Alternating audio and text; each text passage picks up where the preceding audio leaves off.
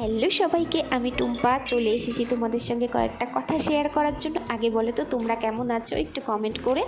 আমি তো ভালো আছি, আমার দিনকাল ভালোই কেটে যাচ্ছে তোমাদের ভালোবাসা ও আশীর্বাদে। তো জানি না কথাগুলো শেয়ার করা আবার ঠিক হবে কি হবে না, তো চলো শেয়ার করা যাক। একটুই শেয়ার করবো, বেশি কিছু বলবো না।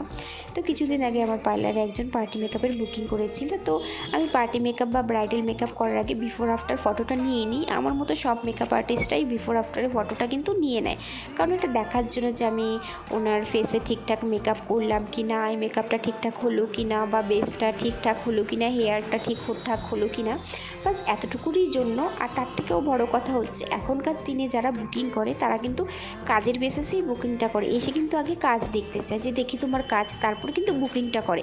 এমনি এমনি কিন্তু কেউ আর বুকিং করে না। তো তার জন্য আমাদের কি হয়, বিফোর আফটার একটা ফটো নিয়ে রাখা খুবই দরকার, খুবই দরকার। তো কি মেকআপটা হয়ে যাওয়ার পরে বললাম যে দিদি তোমার একটা ফটো তুলে রাখি। উনি রীতিমতো না বলে দিল যে না, ফটো তোলা যাবে না, ফটো আমি দিতে পারবো না। তো উনি যখন না করলো তো আর জোরাজুরি করলাম না, কি আর করা যাবে।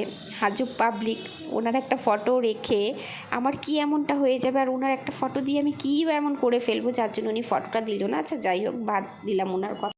তোমরাও হয়তো আমার মতো এরকম আজব কাস্টমার পেয়ে গেছো, অনেকেই পেয়েছো। তো আমার কথাগুলো কারো খারাপ লাগার জন্য বলিনি। টাটা, সবাইকে ভালো।